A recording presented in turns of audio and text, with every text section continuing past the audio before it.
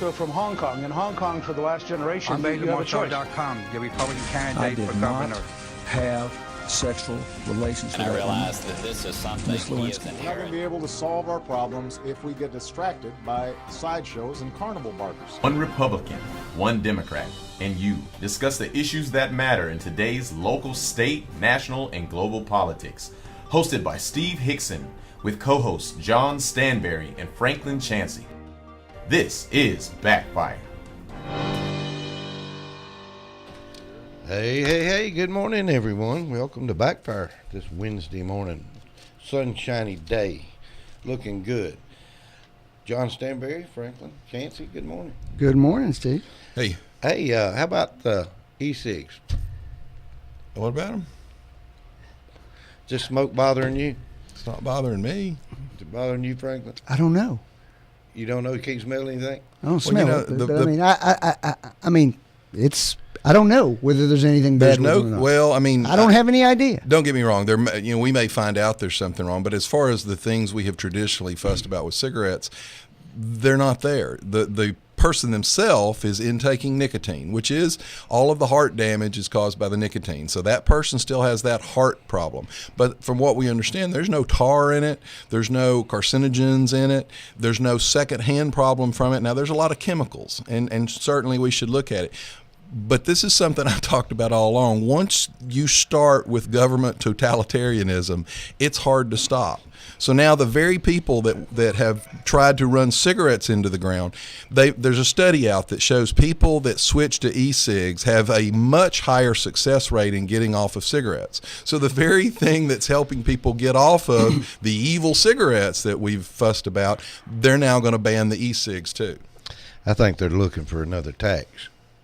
Well, guess who's funding most of the research into Cigarette. the negative? Yeah, the cigarette industry is funding most of the negative research. It's getting into in their the pockets e-cigs. too much. But that's what we said. Big business isn't the problem. It's big business in bed with big government. That's the problem. Well, I'm going to admit here, this is my little e-cig, and I have quit smoking with it.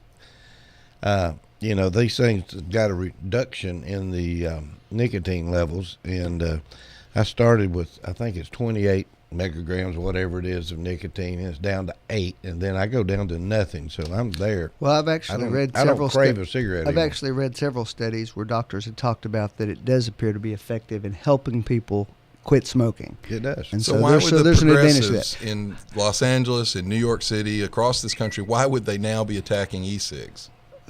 I think it's because there are, particularly for, in some cases, younger people are using them as a gateway into smoking.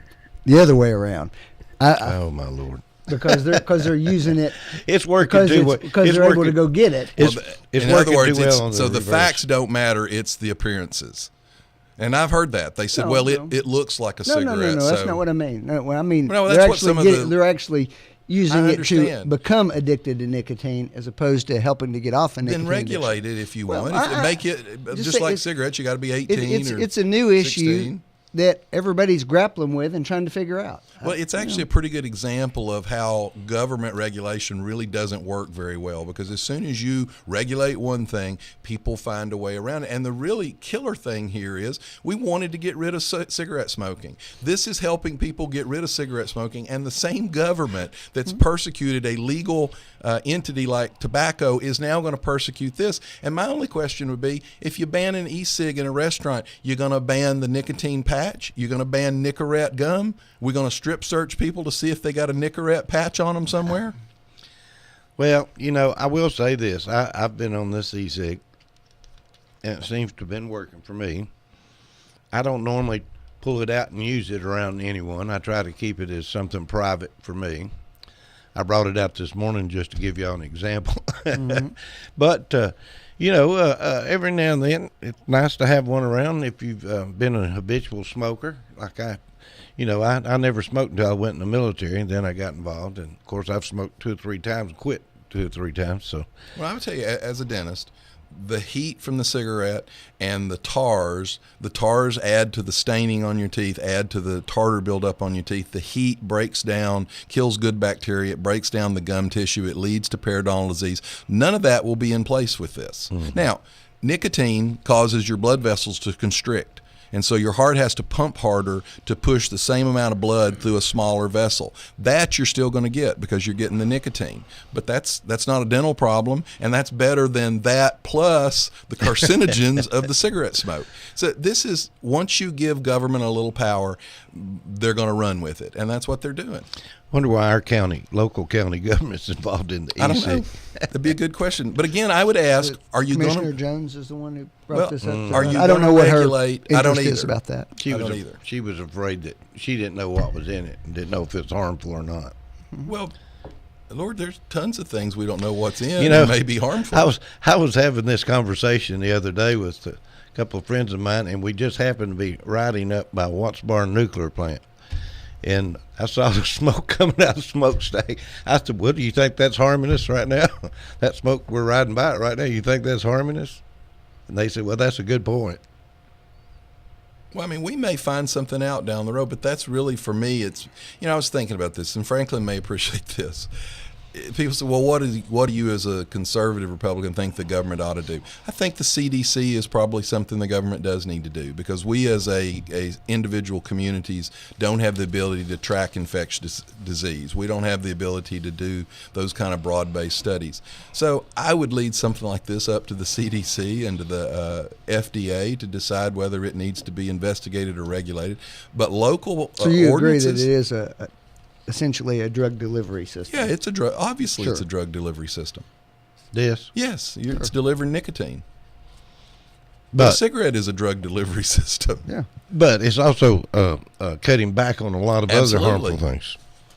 Well, it's funny. Greg Gutfield yesterday on the 5 made a joke. They said one of the arguments is, they said, "Oh, it's a crutch. It's just a crutch. You need to get rid of it." He said, "Well, a guy that breaks his leg has a crutch. Yeah. You ever go up to him and go, 'Hey, just get rid of that crutch. Yeah. You don't need that I crutch. saw Throw it that. away.'" I saw that too. Well, this is my crutch. Well, a crutch is a good thing if it helps you heal and get better. Oh my goodness, John. What about the school lunch programs? Now the county's gotten into three schools apparently. Is it a grant? Well, I will tell you, I talked to a county school board member 2 weeks ago when the city first announced this, and he didn't know anything about it, had never heard anything about it. And then apparently last week at the county school board meeting, it was just sort of unceremoniously mentioned, "Hey, by the way, 3 of our schools are going to participate." I would assume, since it's a grant program, an individual school could apply for the grant versus a system. So I guess the city applied system-wide, whereas these 3 schools applied. But I can tell you the board apparently didn't know about it. And I'll tell y'all, do a search for it.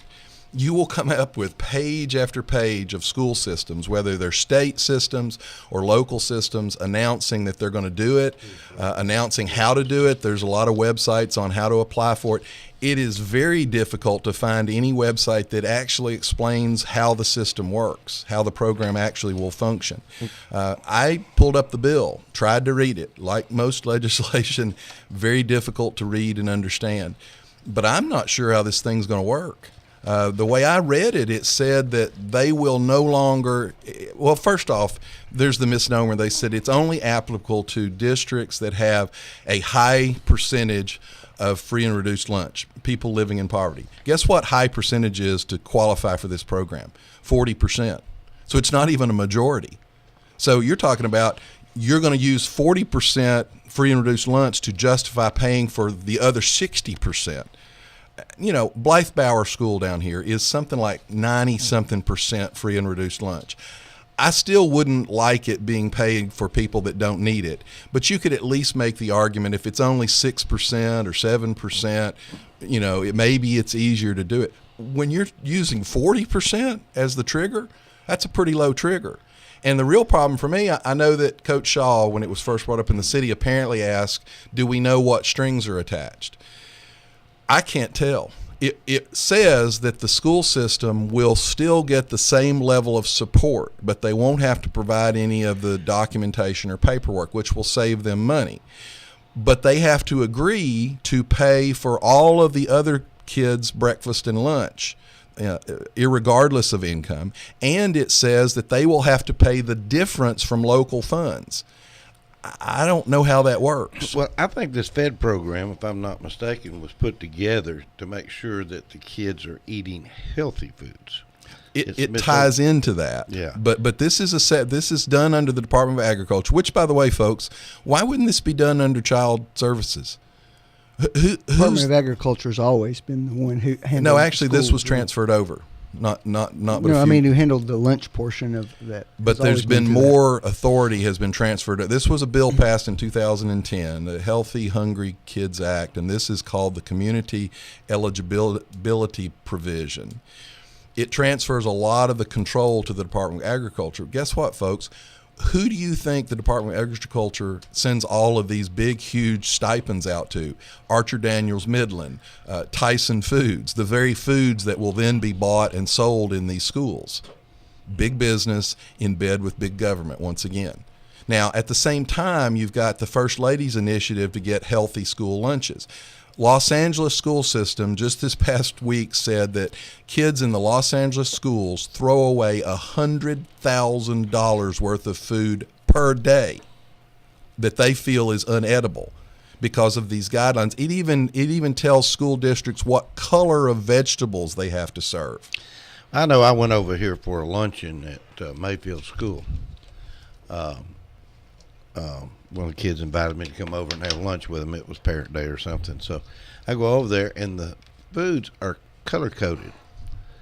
And you have to have so many food groups. You have to have one food out of these different color codes is the way it was when I went over there. So, you know, if you had 2 yellows, you couldn't have 2 yellows. You had to have an orange and a green. Well, what's happening is the kids are taking what the government is forcing them to take, and then they're throwing it away. Mm-hmm. They said whole cartons of unopened milk. There was a teacher down in Florida that tried to keep the food and then get the cafeteria to reserve it, unopened things. Right. And the cafeteria informed them they weren't allowed to do that. Well, then she tried to take it and donate it to a local food bank. They weren't allowed to take it. And finally, the principal came to her and told her she had to quit this or they were going to let her go. Can you slop the hogs with it? I don't know whether you can slop the hogs or not. This is not a new issue.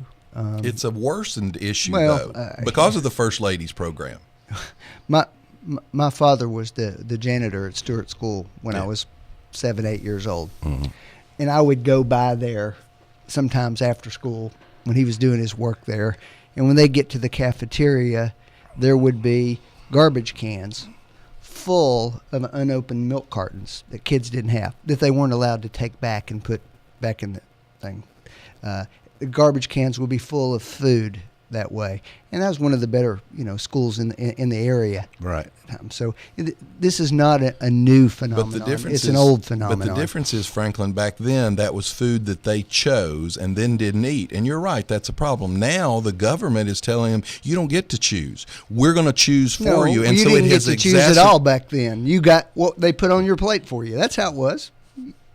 Surely you remember that, John. Well, in elementary school. You don't remember mystery meat? You remember mystery meat. I mean, back then, people act like this is some new thing. I remember this. We look forward to one meal every week. It was Friday. We got special stuff we liked on Friday. You're right in elementary school, but not in the high schools. We got to choose. Get more they don't get to choose in high school now either. And I've said this before. My son's 6'5". He can't physically get enough food, according to the First Lady, to feed himself. Mm-hmm. And now they've got some districts where they have actually taken bag lunches away from students, inspected it, and told them that the food their parents sent isn't appropriate and wouldn't let them eat it. Nah, sure. I brought that in about 3 months ago. A parent went in and complained, and they told them that it didn't meet the guidelines, and they weren't going to allow her child to eat the food. That's amazing. I don't know what school system did that. But. Well, I know my dad was always in the restaurant business when I was small. And, the leftover food in a restaurant, there wasn't that much. There was, steak scraps and some of this stuff. But there was a garbage can. When they cleaned those plates back here by the dishwasher, it went into a garbage can. Well, there was a farmer came by that afternoon or that evening every day and picked up the scraps. And that's what they fed the pigs with. They called it slop. Well, I can tell you that you had local fast food people. McDonald's used to do it. I know that KFC used to do it, that would donate the food to the shelters. Shelters aren't allowed to take it anymore. Now, you think about that. You got a KFC, bunch of chicken left over, can't, didn't sell that day, can't keep it and sell it the next day, not allowed to serve it to people because, well, it might be this, it might be that. Well, it's better than starving to death. It's better than going hungry. But once again, you let a bunch of planners in D.C., you cede authority to the government, and this is the kind of silliness that you get. So I'm still trying to find out information on how this program is going to work, and I'm concerned. I can't find anywhere in there on duration. Once you start it, even if it is I don't see how the grant, because I haven't seen the monies. The thing I read in the original bill talked about they still get their original amount, but they have to agree to pay the difference. Well, if they're having to pay the difference, how is that not going to affect the local taxpayer? And on top of that, one of the things talks about how one of the reasons we're going to do this is this will free up an employee. This will save time. It'll save effort. Well, now, don't get me wrong. Before anybody says I'm asking for people to be fired, I do want to know if you're not going to have to fill out all the paperwork and you're not going to be doing all these requirements, are you going to have to let an employee go? Are we going to see some savings? Is there money going to move into another line item? Someone give us an answer. I know there's a lot of people on the school board that listen to this show, so maybe we'll have an answer by next week. Well, and someone, I think last week someone texted in and said, well, the middle class people need help too. Well, think about that for a minute, folks. The middle class people are paying taxes. So you're going to take their tax dollars that they're paying and you're going to use it to pay for the lunch the average salary, I think, in Bradley County is somewhere around $38,000 a year. Now, we have a lot of people in the county that make significantly more than that, I'm sure. So you're going to take the guy who's working on the assembly line somewhere making $38,000 a year, you're going to take some of his tax dollars and you're going to pay for the breakfast and lunch of another child whose parents make $138,000 a year? That's what it sounds like. And you think that's a good thing? And on top of that, if you send $1 to Washington, they take a chunk out of it. So they're going to send you 60 cents back. Now, Franklin's going to say one state gets more, but the point is, overall, when you send money to Washington, you don't get as much money back because the bureaucracy costs money. You got to pay the light bills in Washington. Why don't you just leave that money in that middle class family's pocket? If this issue is about kids, some of the poor kids being able to get breakfast and lunch, that I'm not sure that possibly this is not something geared towards that program. No. It has nothing to do with that. Program's in place. Okay. This is about saying the kids that don't qualify for that program are going to get the same benefit. All right, let's try to get we talked about last week about whether the eligibility guidelines should be adjusted or not. I'm trying to agree with you, John. All right. Calm down. I mean that's worth looking at. I've said I think that this is of questionable value to just make it available to everyone. I personally, now this is when Franklin's going to say I'm crazy, this is nothing but getting more people. This is a drug dealer handing out free drugs to get you hooked.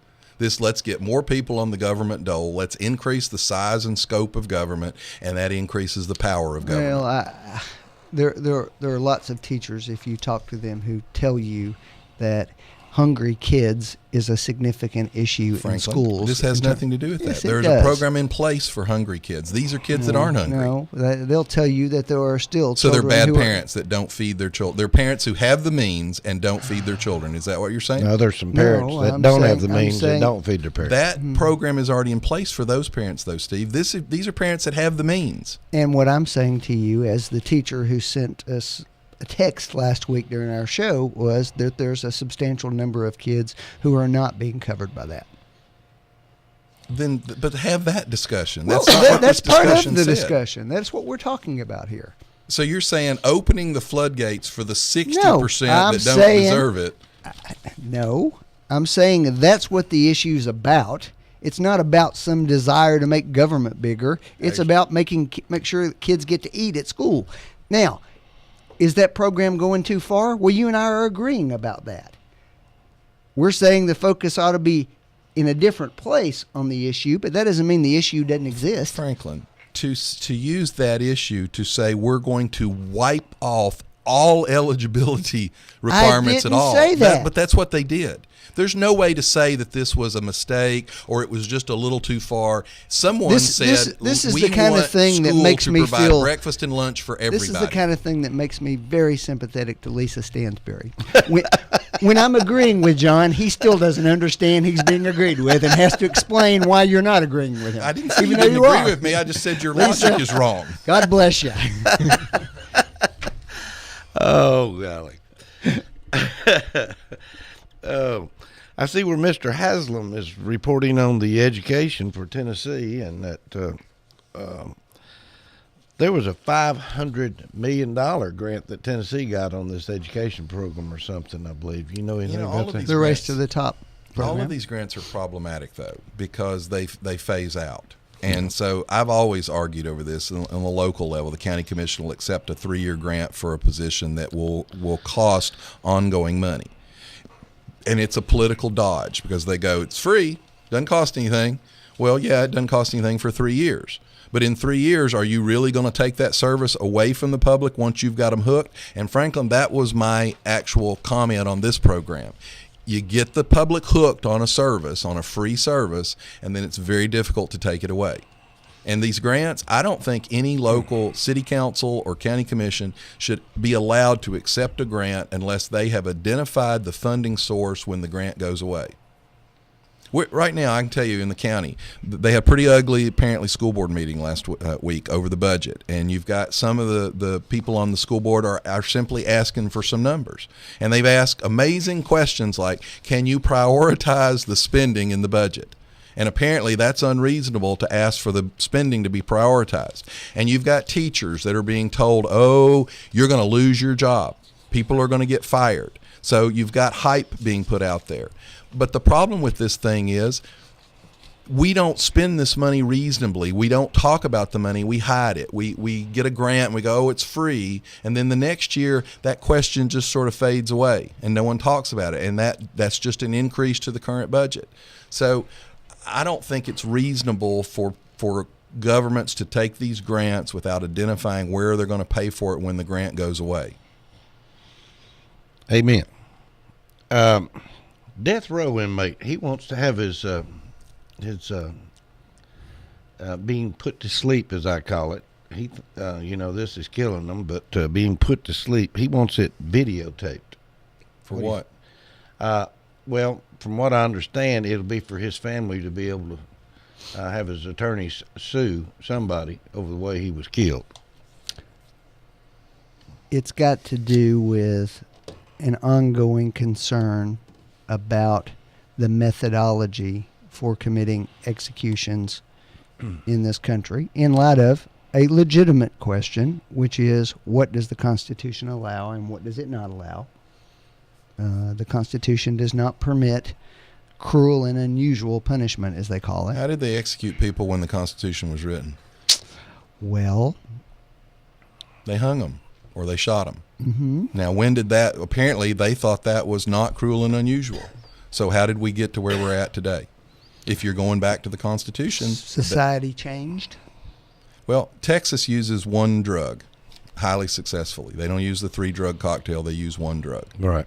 Now, if you really want to talk about it, the guillotine is probably as fast as you could have. Cut the head off. Firing squad is probably faster. We just think those are gross.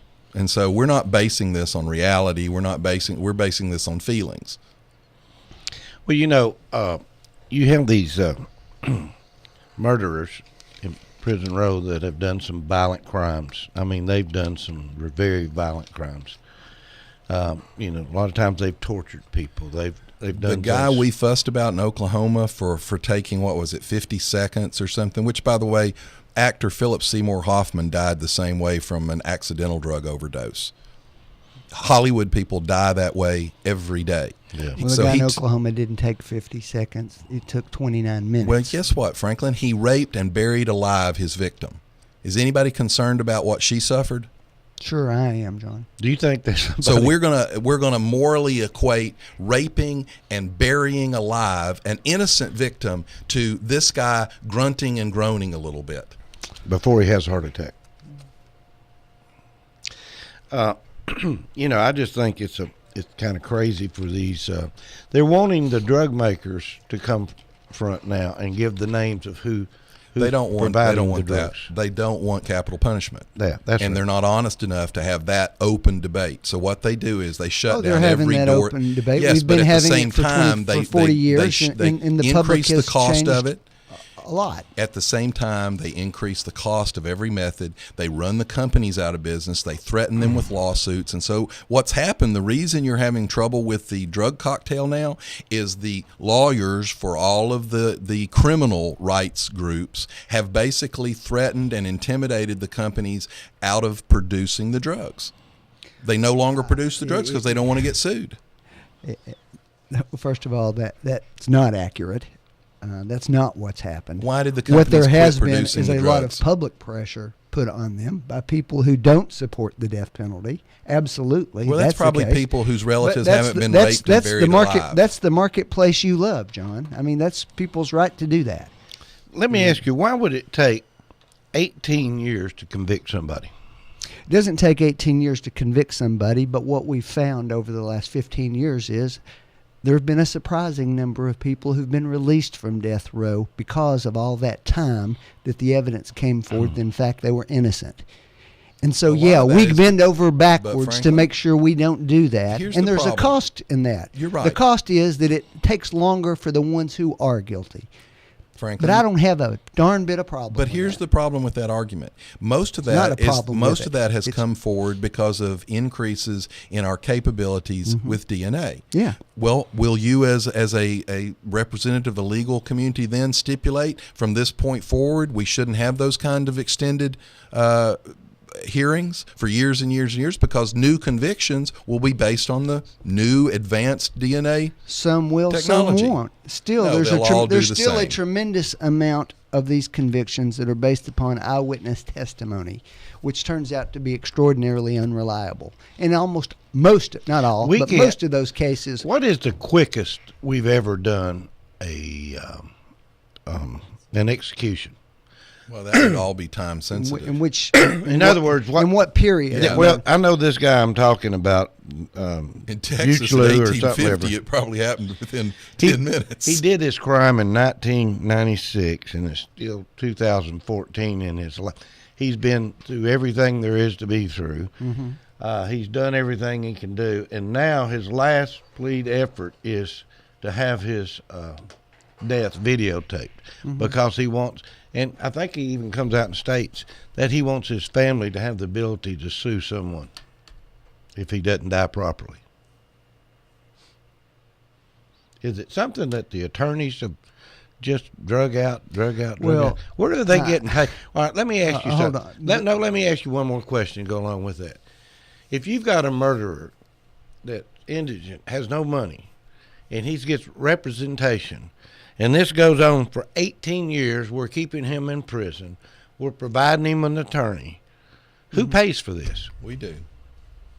Well, most of those attorneys that you're talking about handling those death penalty appeals of that type are not being paid by the taxpayers. They're actually doing it on a volunteer basis. Well, most they're of being them. paid by some group, right? They're not going to do I it mean, for free. Franklin, in the trial phase, they're certainly paid by the taxpayer. Sure. And And that- there's and study it after cost- study that's shown enormous deficiencies in that system. Well, and the taxpayer funds all of the courts, all of the judges that have to do this for 10, 12, 15, Sure. 18 years. Absolutely. And guess what, folks? That then becomes one of the arguments the anti-capital punishment people use. They go, oh, look, it's too expensive to execute them. Well, you're the people that are making it expensive. Well, I'm not arguing about the expense involved. I'm not troubled by the fact that it takes this long to do that. I know that for the individual victims involved, their families, that's a very painful process, and I understand that. But it's the price we pay for making sure we don't screw it up. How many states are doing the death penalty now? Do you There's. I mean, I how many think are not? I think there are only 5 or 6 that have not provided for it. Well, at but I this mean, point. you get like Tennessee, for example, would be listed as doing it. We have done, 3 or 4 in the last 20 years or Sure. something like that. So some states, that actually the only state Supreme Court justice voted off in the sham retention elections that we hold for our judges was voted off over a death penalty case where they cleared this guy and it was enough outrage that she got voted off the Supreme Court. But it hadn't changed. We're not doing it. What do you think about putting a new rule out that anyone that goes through a death penalty trial, 3 years, that's your top amount of time to appeal anything? I think you'd be sanctioning murder. You don't think we can convict anybody in 3 years? Oh, we can convict them for sure, You but we think- can screw it up in You that think period we of can time, prove too. them innocent in 3 years? Not always, no. Why? Tell me why. People come forward, get in other trouble, and admit that they lied. All right, Frank, You find out that there were problems with what prosecution was doing with that. There's all kinds of Franklin, reasons. I'm not really arguing with you. I'm going to ask a couple of questions. 3 years would be condoning murder. Would 5 years be okay? There should Would not 10 be years? a limit like Would that. 15 years? Would 20? Would 30? Would 40? No. If the person's alive So in other and words, evidence basically, comes forward, there ought to be a then- mechanism then- for that to be Yes, utilized. but Franklin, here's the deal. Implicit in your argument is that there is no time limit to know when all the evidence is in. That's So correct. under your theory, you're opposed to capital punishment. Well, I have some problems with it on a moral level, but I understand it's legal. Well, but my point is, under your theory, there's no time at which we can be sure all the evidence That's is correct. in. That's correct, Therefore, Don. you're effectively against capital punishment. No, what I've Franklin, said. No, you have you're to not be. listening to me. I am You're not listening you. to All right, me. I'm You don't gonna like let- the logic You're not that I'm listening. using. John, let's listen. All right, go ahead and talk. If the person's alive, Right. and if new evidence comes to light during that period of time, they ought to have an opportunity to explore that. Then any time we execute someone, we've closed the door on We- possible I new think evidence. that's clear, Then you're John, against yeah. capital punishment. The only way to avoid that pitfall that you're putting forward is to not have capital punishment. So just be honest and say, I'm against capital punishment. Let's hear it. Go Me ahead. personally, I wouldn't be able to vote for it. For capital punishment. Yeah, but that also Well, means let me that I ask would you- never be on a jury. How do that you was feel about deciding that, though. slavery? Well, I'm generally opposed to that too, John. All right, so let me ask you a question. So executing comes as this a big guy, surprise to me executing for this some guy reason. is wrong, but locking him up and making him be under control like slavery, actually worse than slavery, that's okay for the next 80 years of his life. Let's say he lives that long. That's okay. I'm not. My point is, troubled by Franklin, the that's concept. a horrible thing too. And some people You would know say what, that's John? worse. And But- some death yeah, row some people people say would. that's worse. It'd be and worse I don't for want to me. live that way. Be worse for me. And it costs a lot more. All right, we're going to take a break. We'll be right back. You're listening to Backfire with Steve Hickson. We'll be right back after this.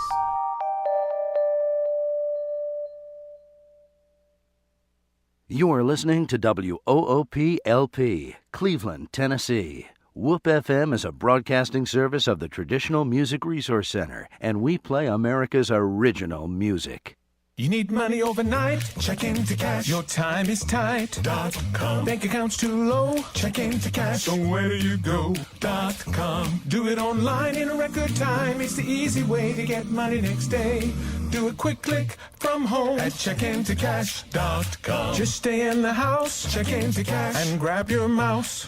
.com. Get your money online. Check into cash right on time. .com. You can be sure it's secure from our bank straight to yours. Do a quick click from home at checkintocash.com. No time to get away. Check into cash. You gotta stay home.com. Hey, that's okay. Check into cash. You can do it alone.com. Any old time, do it online. Just stay in the house and grab your mouse. Do a quick click from home. Get your money overnight at the right website. Do a quick click from home. Go to checkintocash.com. Guns, guns, and more guns. That's right, folks. U.S. Money Shops has just received a large shipment of pre-owned Glock 22s, 23s, and the awesome Beretta 8040D Cougar. These guns are law enforcement trade-ins that start at just $379.99 while supplies last. At U.S. Money Shops, there's no shortage of guns, so if you're looking for a great deal on a newer pre-owned gun, then check us out first. Buy or sell or apply today. The better way at U.S. Money Shops.